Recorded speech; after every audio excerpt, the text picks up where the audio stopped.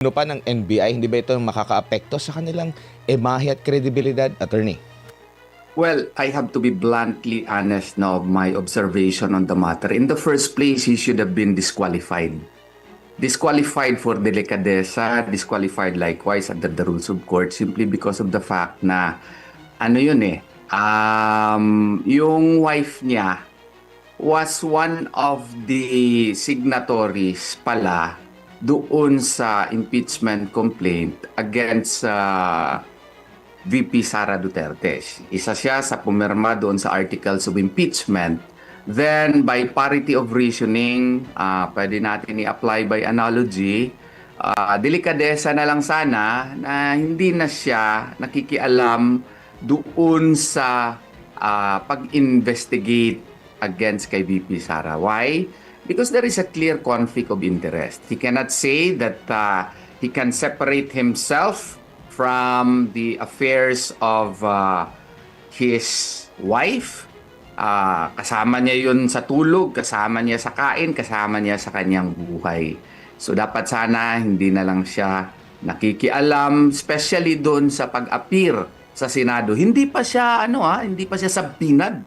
But he voluntarily went to the Senate, and that speaks well of his character perhaps as a public officer. Wala pong personalan ito, pero dapat sana din na lang siya nakialam. But granting for the sake of argument na hindi niya nakita yon, hindi niya nakita yon, yung quality ng kanyang testimony sa aking palagay lang ay medyo depektibo. Bakit? He was not personally involved in the original investigation. He was not present during the time when it was investigated. And as a matter of fact, hindi rin siya mismo ang nag-imbestiga. Hindi rin sa panahon niya nangyari yung investigation. So wala talaga siyang personal knowledge. Yung alibay o rason na ginamit ng prosecution na entries, official entries daw iyon, sa akin pong palagay, with utmost due respect, under the rule on evidence, when you invoke that as an exception to the hearsay rule, you only prove the existence of that entry. You do not prove the truthfulness of the entry. And the truthfulness of the entry in the records of a particular office can only be testified to by the persons involved in the investigation. Hindi siya involved sa investigation. So kung baga, he was just but a transmitter of information. So akin to hearsay pa rin. Kaya nga, tama si Attorney Binluan doon, parang chismis lang yung testimonyan niya. Maski saan kang, side sa politika, kung korte po ito, dapat excluded na yung testimony niya kasi wala yung probative value. Yun po ang nasa tingin ko. Attorney, normal po ba yung parang may disclaimer ang korte? Kasi parang, sa tingin ko parang disclaimer kasi sinasabi kasi na hindi ibig sabihin nyo kayang sinasabi ay pwede nang gamitin. Ito yung yung sa affidavit na ito ay i-take na katotohanan. Kasi yung tanong is yung may personal knowledge ba siya pwede ba to, or sa regular court as in automatic pag hindi pasok sa kanya yung qualification bilang witness, automatic kung nakaharap man siya pero hindi niya matatapos kumbaga, attorney? Kung hindi niya it is not within his personal knowledge. Well, ordinarily kung sa korte yan, hindi yan i-allow sa korte. Wala ka pala dun So go on other matters. Ganon sana yun. Go on other matters where you have a personal knowledge. Yun ang ordinary na ginagawa sa korte.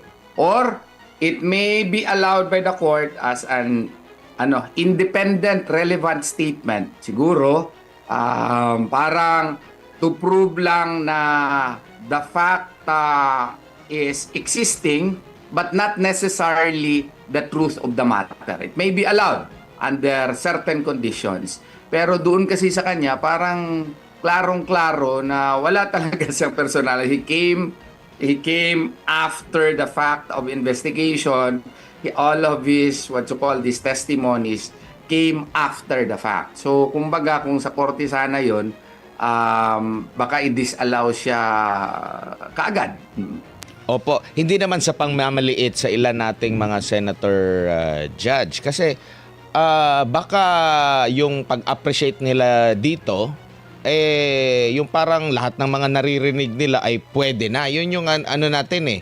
Kasi sa tingin ko, kasi meron kasi ako narinig attorney na wala daw sila doon para impluwensyahan yung korte. Di po ba yan po yung pangunahing rason kung bakit andun sila para impluwensyahan, para mahimok mo ang korte na pumanig sa iyo sa pamamagitan ng paglalatag ng mga ebidensya. Pero paano na lang kung wala kang kasanayan sa mga dapat lamang na yung naayon sa batas, maapektuhan talaga yung desisyon. Yes, yes. I think it is incumbent upon the senators, no, to also brush up on the law, on the matter. Kasi sila yung magdi-decide eh. Hindi naman po pwede na kasi hindi sila abogado, hindi din sila mag-brush up on the rules. Like for example, very basic rule that a witness can only testify to facts they know of their personal knowledge, no? Meaning facts derived from their own perception. Dapat alam ng mga senador yun. And it is also their responsibility to know such fact under the rules on evidence. Kasi tatayo sila as senator judges there. So, dapat alam nila na pag ang testimonya ay not based on a witness own perception, then dapat excluded yan, hindi sana yan i-allow. And kasi inadmissible yan. And it is incumbent upon the senator judges to know such very basic rules. But I do not know. Yun nga sana yung nangyari doon sa kanya. That could have been subjected to mere stipulations eh. Stipulations na lang sana yun. Yung prosecution, dapat nag-propose ng stipulation na siya ang head ng, what you call this, ng NBI. Ito yung sasabihin niya, kasi wala naman siya personal knowledge. Nagsayang lang tayo ng panahon.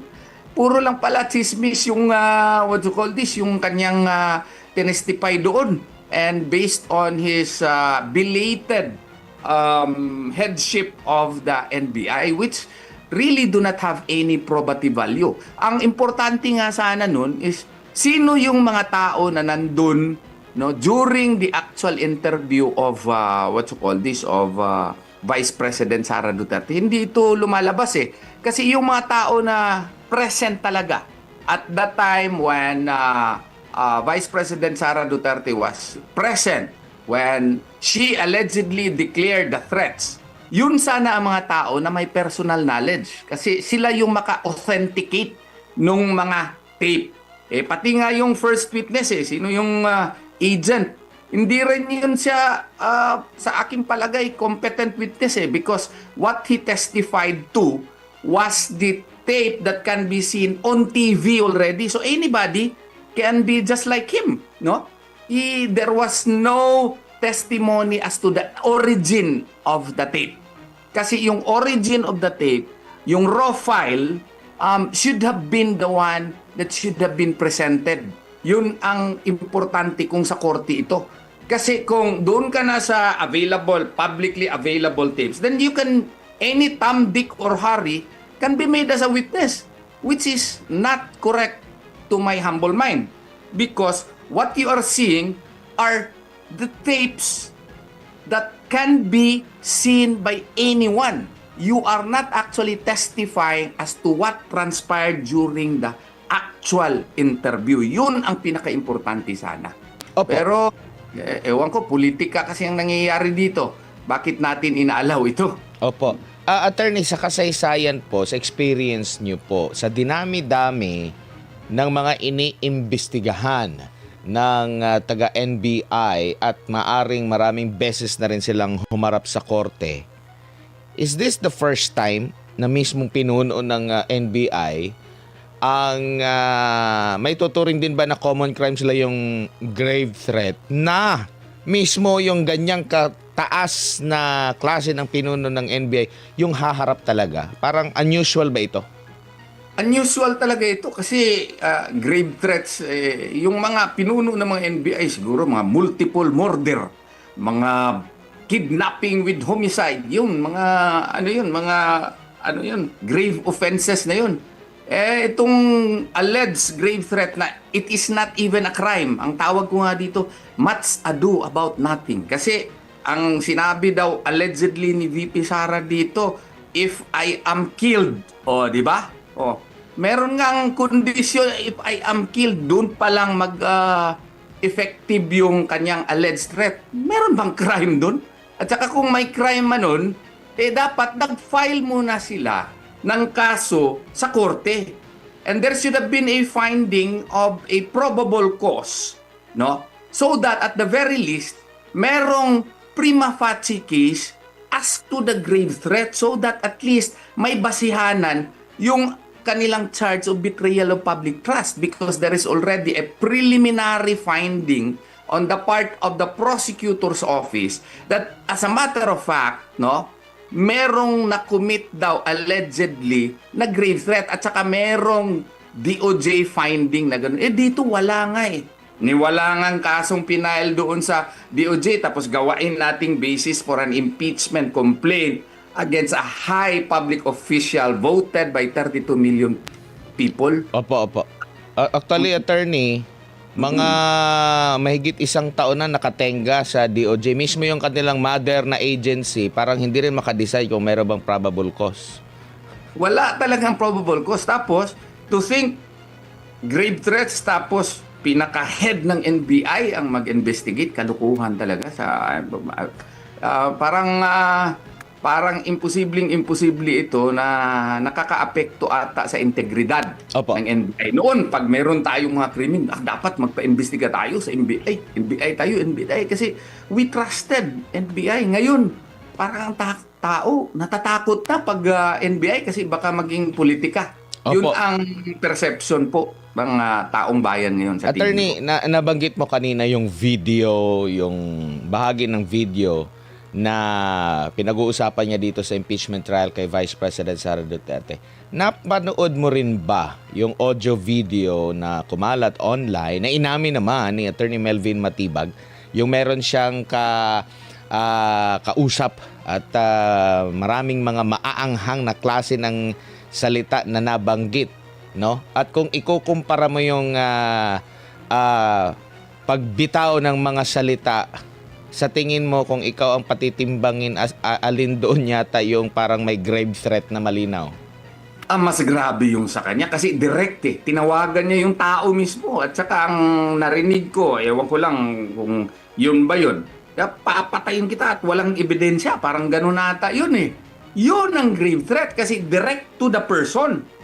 Direct to the person, tapos na record pa, yun ang grave threat talaga. Ito allegedly kay VP Sara na hindi pa nga properly na authenticate nga yung video, wala nga doon wala nga yung tao na hindi nga nag-complain yung yung allegedly person na threaten ni VP Sara kasi maski sila, mga abogado nila, alam nila na kung i-file nila yun formally, hindi papasa yun ng probable cause sa prosecutor's level. Walang reasonable certainty of conviction yun. Yan yung bagong test ngayon ng DOJ. Alam nila na it will not stand, no? It will not even pass through the new rigorous test of the DOJ before they will file an information in court.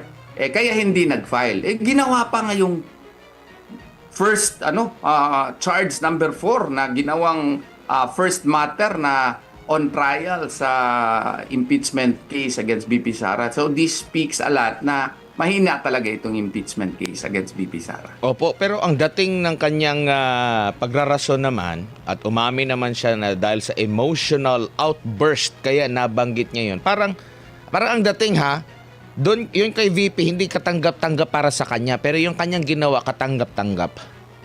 Double standard siya. Yung kasing mga ganun na mga bagay, you have to put it into context, no?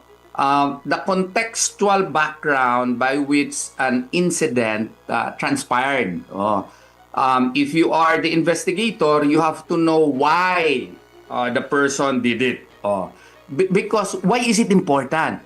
That is important because there may be justifying circumstances, there may be exempting circumstances, there may be absolutory causes which can actually affect the classification of a crime. Yun. Like for example, pagkakita ka ng tao na nagsasabi, papatayin kita. Tapos yung portion lang na sinabi niya na napapatayin kita yung sabi mo, hindi mo kinuha yung full context pala na yung tao pala na nagsabi na papatayin kita, ano na pala, hinagbas na, ano ba yan sa Tagalog? Tinaga. Tinaga na pala previous to his declaration na papatayin kita. So, kung tinaga na siya una, pag sabi niya na papatayin kita, it was really an act of self-defense. So that is why it is very important to put everything in context. Kaya nga sabi niya, si Director Matibag, it was just an outburst of emotion. So yun yung he was applying the contextual requirement. So outburst of emotion niya. Pero yung sinabi niya doon, grabe, diretso sa tao. And yung threat was really grave, no? Kasi it involves a threat against the life of the object of his hatred and his what to call this intended crime. So yun ang sinasabi ko, that the contextual background should have been included in the appreciation of an alleged crime. Opo, meron pang issue doon sa paano naging grave threat, paano nakaramdam ng pagbabanta ang subject ng sinasabing grave threat. Kung noong 2025 Mayo ata yon, meron siyang podcast attorney, in-interview siya, tinanong siya na willing ba siyang makipag-reconcile sa mga Duterte o bukas ba siyang makipag-reconcile.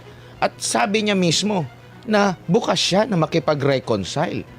Nagtutugma ba yun, attorney? I'm talking about PBBM sa kanyang podcast nung natanong siya, attorney, na willing ka ba or bukas ka ba na makipag-reconcile. Parang ito'y nangyari na podcast after na nung mga press con na naganap po. Kaya nga natanong yun kasi tumitindi na yung tension o hidwaan ng dating magka-uniteam. Kaya nga importante yung context na sinasabi ko sa iyo, Sir Mar. Kasi nga, in the appreciation of determination of probable cause, prosecutors likewise should also consider the previous, simultaneous, and subsequent circumstances. Not only insofar as the alleged criminal is concerned, but likewise insofar as the object of the threat. No? What do I mean by that? You have to consider the contextual previous circumstance. You have to consider also the simultaneous circumstance. Kung anong nangyayari at the time of the alleged incident and the subsequent circumstance.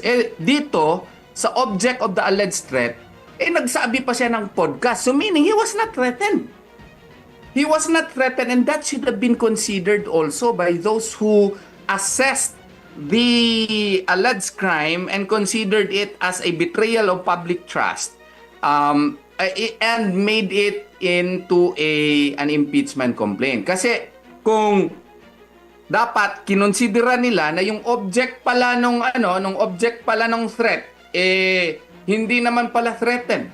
Open pa nga with into negotiation with the Duterte family.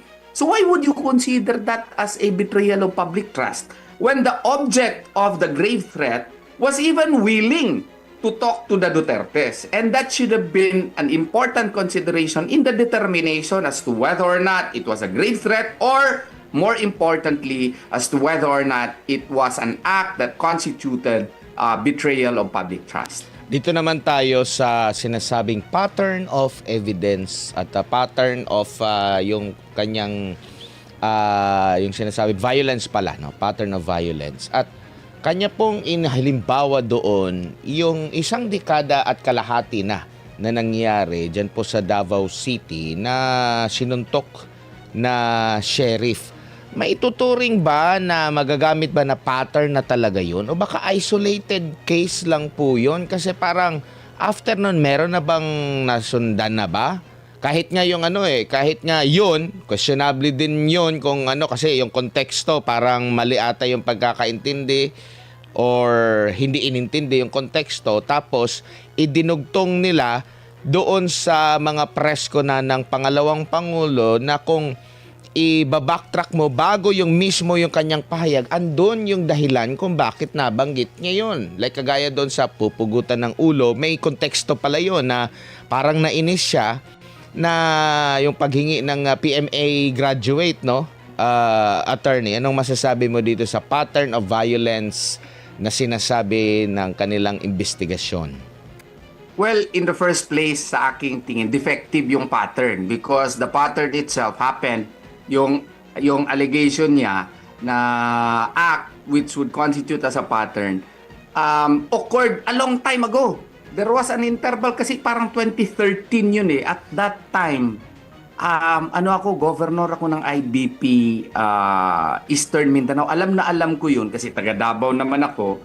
At saka, yung sheriff noon, at one time, yung subject nung inimplementa ng sheriff, yung property doon, parang I was even a lawyer at one time nung one of the parties doon eh. Pero hindi ako nagpatuloy kasi parang nag-withdraw ako or something happened. Alam ko yung kaso na yun. Oo. And the context there was, I know for a fact na parang may sakuna na nangyari and that should have been considered also as to why that happened. Kasi parang may namatay nung panahon na yun and VP Sara, at that time Mayor Sara, was there to respond. And she requested the sheriff, i-hold mo lang muna kaya para pag-usapan natin. Yun ang maalala ko eh.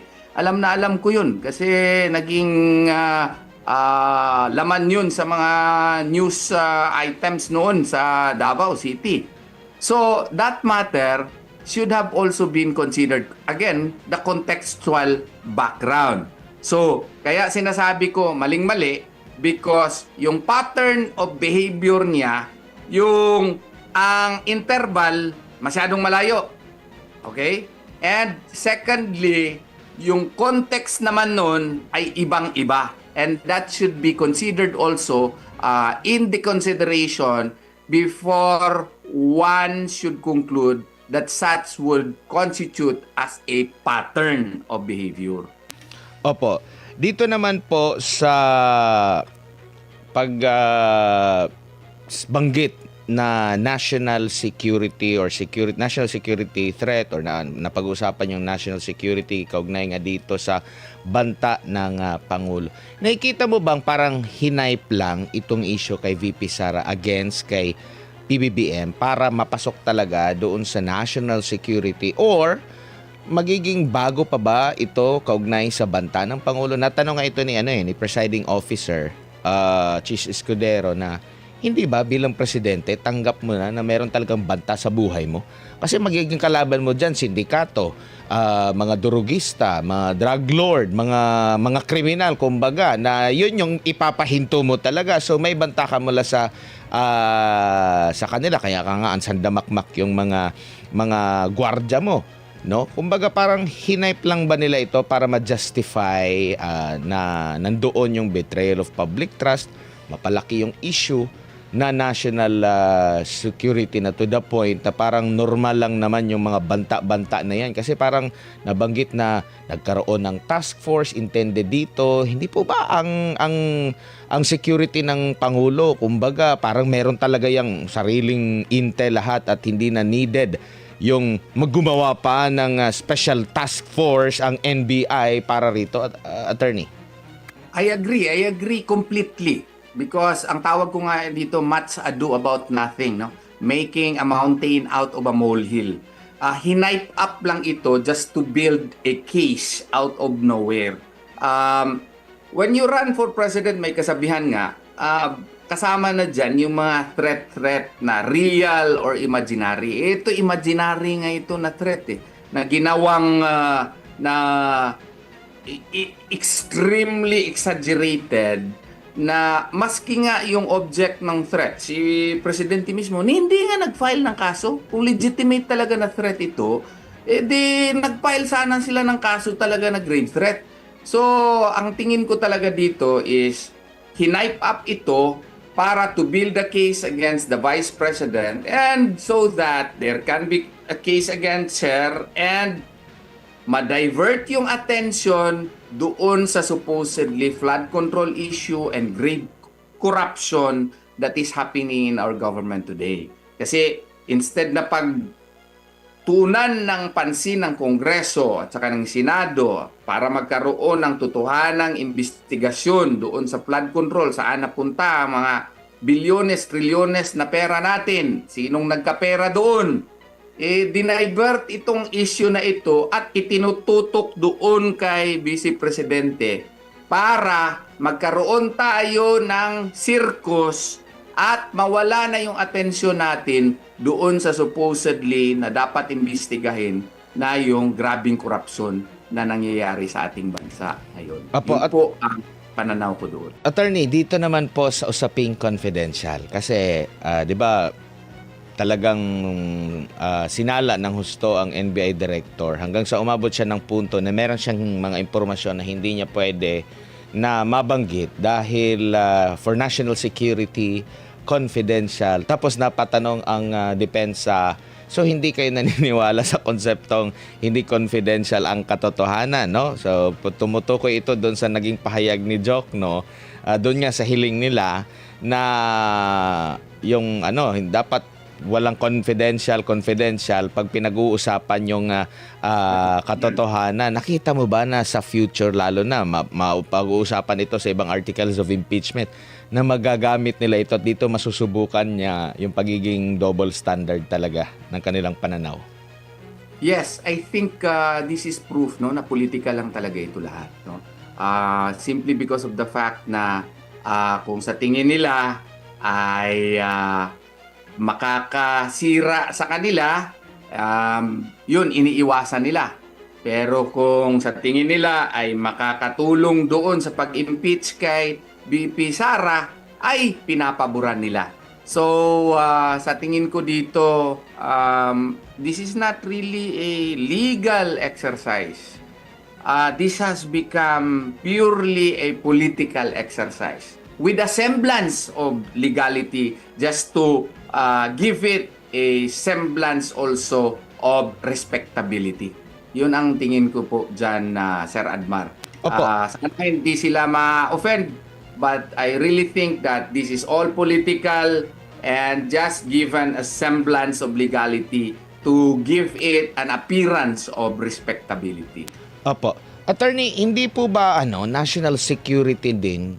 Kasi ang hihimayin po, marami kasi confidential na pinag-uusapan po natin, no? Yung sa AMLAC, yung mga financial records, pati yung sa confidential funds or also known as intelligence funds, yata yan sa uniformed agency. Pero pag civilian, like OVP o nung DepEd ay confidential funds. Hindi po ba mapag-uusapan din yung national security kung malalaman yung the way ikaw ay mag-handle ng mga subject ng confidential funds mo, like ang ginagamit ng mga militar? Paano hindi mo ba ito banta sa ating national security kung mabubusisi ito ng husto, attorney? Yes. Ang sa akin dito, I would like to press more on the double standard that they are applying. Kasi national security daw yung threat, no? Even if it is not a threat, I would like to emphasize the fact that there was no grave threat, no? There was no alleged crime that was committed by the Vice President when she uttered, granting that she did, but there is no admission on it. Yung threat against kay VP Sara, yun, di ba? that should have been also subjected to a clear investigation by the NBI because she is the second highest officer of the country.